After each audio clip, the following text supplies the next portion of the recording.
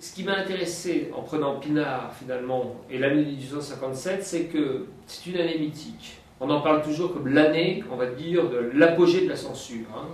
Dans le monde francophone littéraire, 1857, ça reste une date, en quelque sorte, comme celle de la condamnation des Fleurs du Mal, des poursuites contre Madame Bovary, etc. Sauf que, jusqu'ici, les gens qui se sont penchés, lettrés ou historiens sur le sujet, ont traité juste, ce sont soit des Flaubertiens ou des Flaubertistes, soit des Baudelairiens ou des Baudelaire maniaques. Quant à Eugène Sue, on va dire quasiment tout le monde s'en fout aujourd'hui.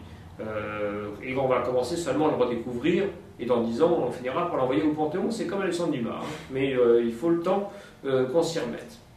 Donc, ce qui est intéressant, c'est pas tellement l'année 1857 en tant que telle, qui est un bon prétexte quand même pour faire une sorte de chronologie ou de feuilleton à ma manière, en partant de janvier et en terminant en décembre.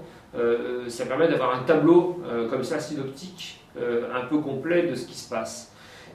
C'est pas non plus la figure de Pinard qui est passionnante, parce que Pinard, c'est quand même un triste bonhomme. On dit d'ailleurs qu'il aurait écrit des poèmes eschatologiques pendant les audiences qu'on aurait trouvées ensuite.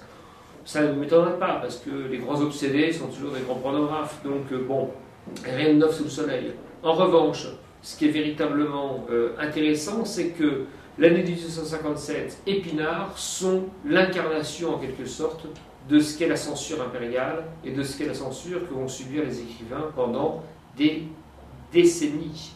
Il ne faut pas oublier qu'on remonte quand même à une période avant l'arrivée et l'instauration du Second Empire, avec donc ces fameuses lois de 1829 qui commencent à instaurer l'outrage aux bonnes mœurs, à la morale publique et religieuse, et puis qu'on va vivre sous cet opprobre pendant très longtemps.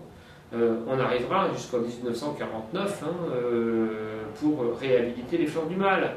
Et entre-temps, quand même, toute la fin du XIXe siècle, ou en tout cas jusqu'à l'avènement de la Troisième République, on va de mal en pis. Les écrivains sont de plus en plus maltraités, sont pourchassés, sont brimés. On peut trouver des exemples plus tardifs. Mais si on prend, je sais pas quoi, Lucien Descaves avec Souzoff, qui va être accusé d'antimilitarisme et être condamné, il y a des exemples qui à l'époque étaient littérairement très fameux, ils sont aujourd'hui un peu oubliés, mais qui sont extrêmement éloquents. Ce qui est intéressant, c'est que 1857, on a vraiment 3 grands écrivains, 3 chefs-d'œuvre, avec le même, on va dire, instrumentiste, en quelque sorte, à l'œuvre, le grand inquisiteur qui est Pinard, qui n'est qu'une sorte de marionnette, mais une marionnette particulièrement redoutable.